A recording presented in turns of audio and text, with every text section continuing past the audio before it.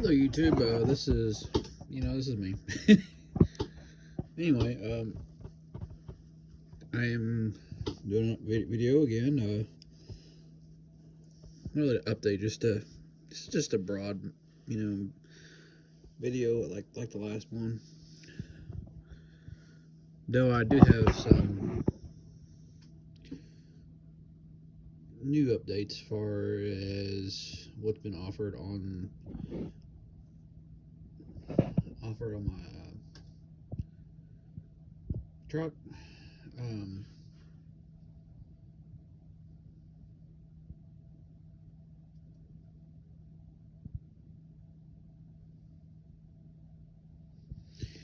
and not sure about you. Listening to the 66F Ford F600. Um,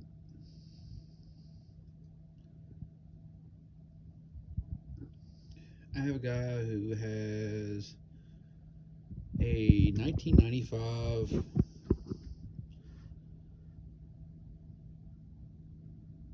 Suburban 4x4, 2500 apparently. It's got a 454 big block, 4L80. It's not too bad of shape.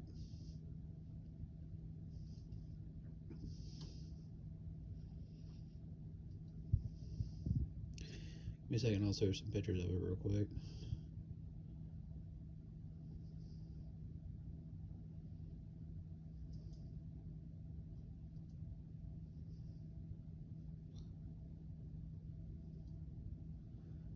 So where did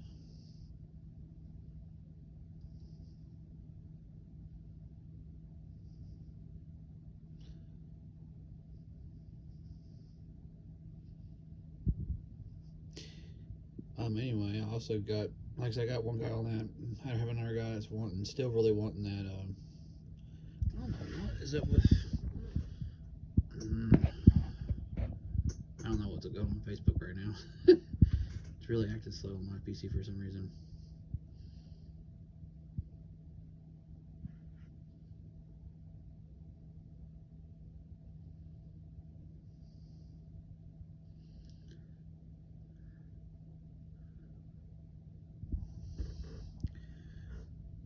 Now, I don't know for a fact, but I have sent pictures.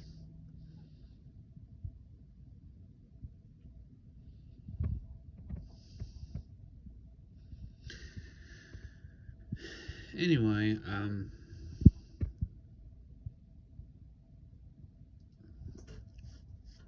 can just load it up from the only guy, I guess. I mean,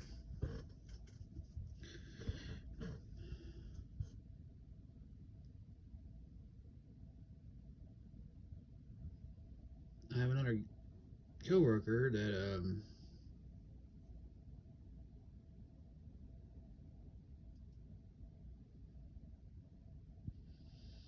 no. Okay, they're just not loading up on this thing. It's retarded. Give me a second. I hate when it does this thing.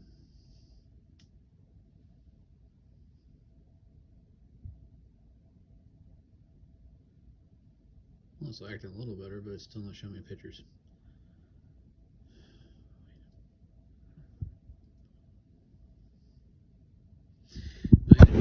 It's not too bad shape. I'll figure out a way to later to do the picture ups. Anyway, 2500. I mean, that's what he wants. He's wanting to trade even for 66 Ford F 600 390 big block 4-speed.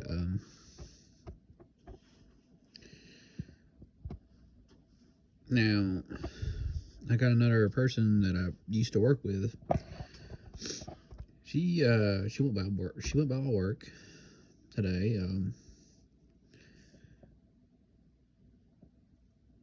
And she told me her Suburban. She was putting up her Suburban for sale. And for $1,200. Now, for those who are wondering, that Suburban I do not have pictures for, but it's not too terribly bad shape. I might be able to locate it actually, but anyway, it's got a misfire in the engine.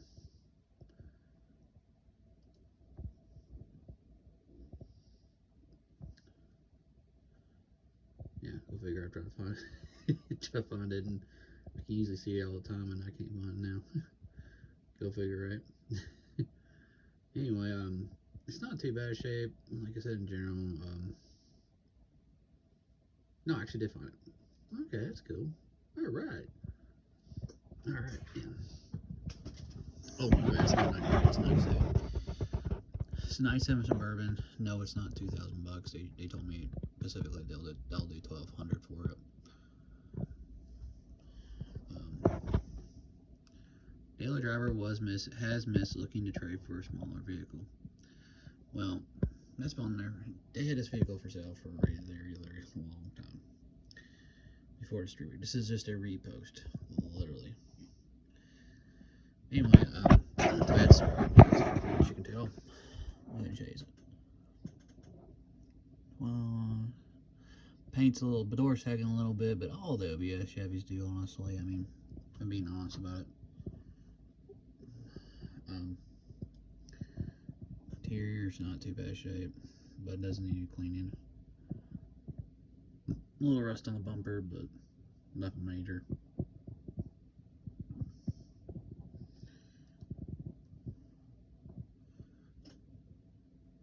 When they replaced apparently the third door, but the handle crap on the inside. And kind of hate that, but not too bad shape. Surprisingly, automatic.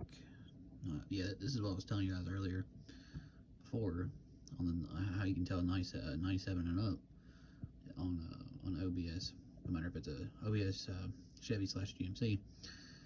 No matter if it's a Suburban truck. They carry the double hump if it's that way.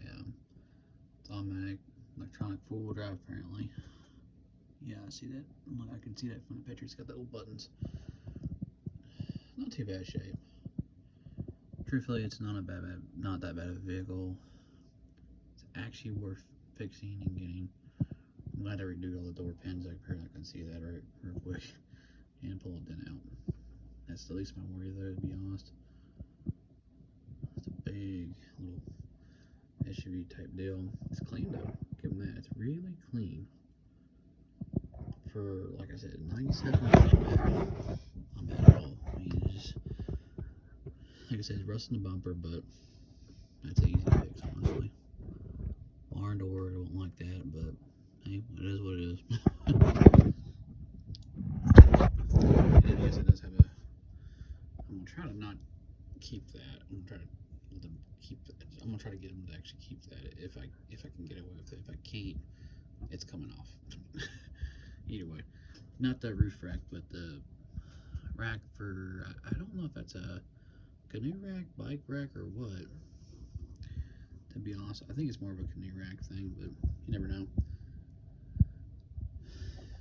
But yeah, that one's a separate deal. That one's like $1,200, and it does run and drive. Now, it's got a miss. What does that mean? That means the motor is. I know that vehicle. I heard it before. It's not too terrible. It honestly sounds like basic tune-up. That's what basically I'm going to do what they call parts cannon at it, which means I'm basically going to do spark plug boots, coil, obviously drain the oil and put new oil in it, because I have no idea when they did it, or if they did it. I'm not saying they didn't, I'm just saying I just don't know. Other than that, gonna do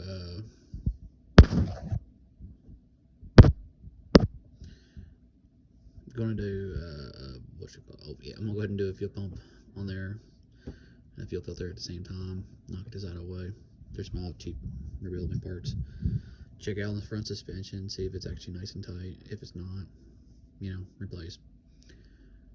Not that expensive as you've seen before on this previous video that I done, which I might do a review if I end up getting it. But yeah, like I said, I told them, I was like, hey, look, if it runs and drives, you can drive it to me.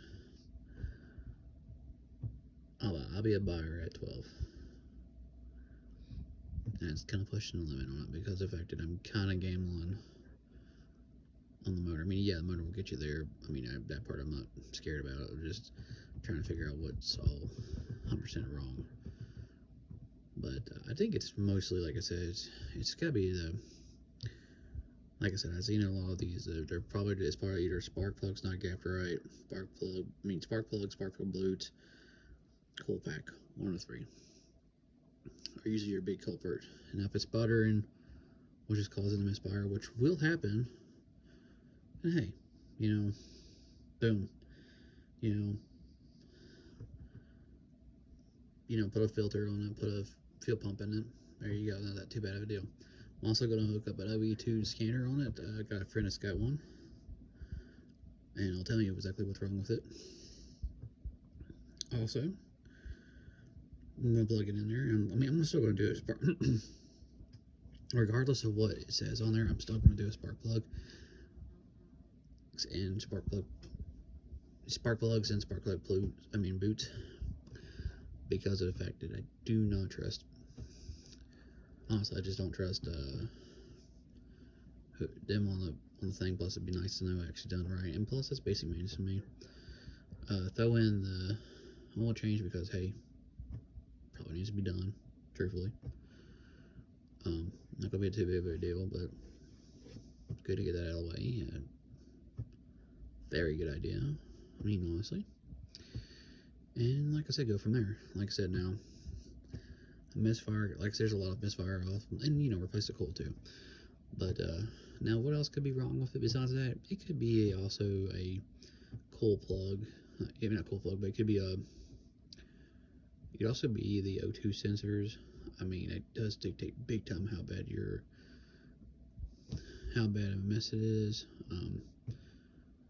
You also got your EGR valve, which kind of does, but kind of doesn't on the mess. Not really seeing it mess up too bad. Like I said, that's one of those things. I'll have to check it out, look at it, and see what go from there. Like I said, I'm hoping to just a little fun time on the top side, and hopefully not an O2 sensor problem, because I hate replacing O2s on these OBSs because they're absolute pain in the butt to get off.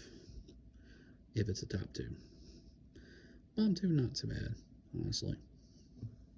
If it's a top two, I'm gonna try to get my buddy to help me get them, buy them, and then try to get my buddy to help me fix them on there if it's the case.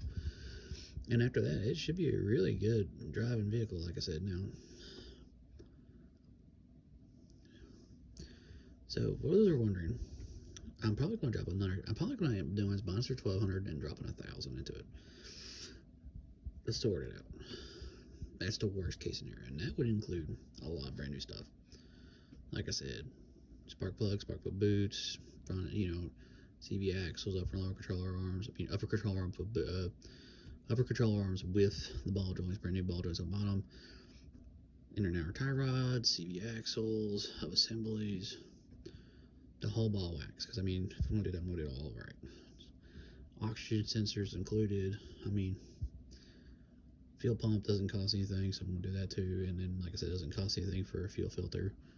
So yeah, I mean, I'm gonna go through it like, you know, pretty decently. That should be a very good running vehicle at that point. Because I know the vehicle, it's not too bad of shape. It just acts. It sounds terrible because of the fact, you know, I believe somebody's not done anything good or hasn't figured out what's wrong with it, and that's fine. You know, it's one of those deals. Like, I have a feeling this is one of those deals. I'd pick it up for 12, start off the basic, and then work my way all the way through it. And like I said, eventually I'm gonna get all the front suspension done on it. Like, the biggest thing I'm gonna do right away is get it. If they're serious about selling it, get it. Go through the spark plugs, go through the boots, do that oil change, do the coil conversion, not conversion, but a brand new coil. Then see if they need to fuel pump or not. If they don't need it, I'm not gonna mess with it. Change the filter out anyway because it's a cheap ass part. I ain't gonna lie about it. It's like $10 and not that hard to change out. Go ahead and do it. You're there, you might as well. I mean, not there, but it's not that difficult to do, honestly, guys. I'm going to go ahead and do that. Knock that out of the way because, hey, take care of the oil change and then check the ball joints and everything else. If everything else checks out pretty good, roll it. I mean, be a good vehicle, it'd be a nice replacement vehicle for what I already have. I mean, on the Monte Carlo. And Lord knows we definitely needs a new vehicle. Look, that back seat's been taken out for me. Sweet. I'm not a third seater person, if you're wondering. That's giving me quite a bit of room on the back. Now, one of those wondering, so, well, I need a truck. I do. Or starting off vehicle, I can put a trailer top. That is a hitch. Suburbans have a truck frame, half-ton frame, modified, which means it'll pull about 5,000 pounds of crap, including it with the trailer, easily. I, for one, am not dragging that much garbage out at once. So, honestly, dragging a trailer, utility trailer probably, with 1,000 pounds of garbage on it isn't going to really kill me, to be fair. And plus, a utility trailer will save me from buying a truck immediately. And, well, don't you need a truck for, like, if you buy a couch or a dresser? Well, if the dresser's not too big, I can slide it in there. If I got a couch, it's not too big, I can slide it in there. I don't mean too big, I mean from top to the bottom. I don't care about the inside, because inside, I can fold the seats down. They come down. They'll give me extra feet, like I really need it, but I'm just saying. So you're like I said, am I a truck person? Yes, I love trucks. They're awesome. They're cool. They work great. They have a built-in utility bed. I love trucks, but SUVs actually have their prices too. Honestly, cars are not bad. Those are for people who don't really do a whole lot of shopping for bigger items. Like you're not gonna bring a car to buy a sofa. You know what I'm saying? You can get away with that in an SUV because you can get a trailer, or hitch. So I mean that's why I kind of like.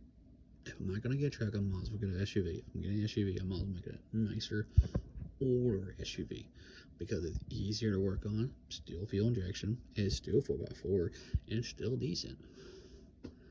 And I know it's 200,000 miles on it. These are known for lasting the 300 easily. And like I said, I don't mind working on them because I know how to work on them. They're easy. I got technician books. I mean, the big fat books that you could get, the only dealership mechanics authorized dealership mechanics of this generation, 96, will actually work on 95 and above to 99. Obviously that's when they quit making these trucks in general, SUVs.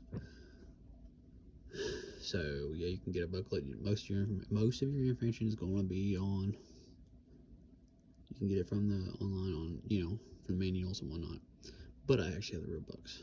Some of the things that does not include. Some of the details that are not included, and that's why they're worth a whole lot of money. I happen to have got on a really good deal.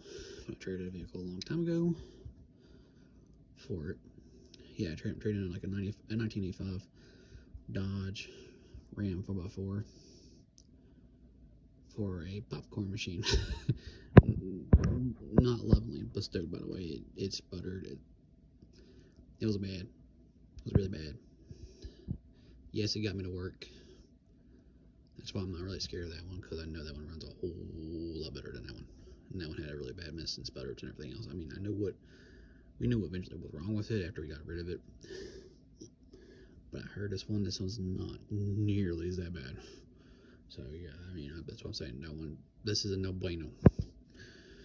The other one was bad. But I got kind of foobarred on the deal, but also got like a lot of good parts of that deal. Like I said, the books that you can't really get. anymore. It's hard to get. But anyway, this is a Friday update video. And like I said, I am very optimistic and super awesome. I mean, super awesome, but super excited to actually get it. And for those people, I mean, this is the 19th. 1923. If the person decides they want to, I already talked to them. If they decide to sell it, if they're serious about selling it, I told them I would buy it in a month, and they seem to be okay with it. They know, like I said, they know me, so if they say, yeah, I want to buy it, I mean, if they're going to sell it, I'm definitely wanting to buy it, because I definitely need another solid vehicle in my life, and 4x4 is pretty much welcome at this point. Awesome. And I'm next going to bring up next question of the day. What is going to happen to the Monte Carlo? But that's another video for another day. Probably it'll be the next video, for those wondering. Alright, as usual, thank you for watching this video, and have a nice day.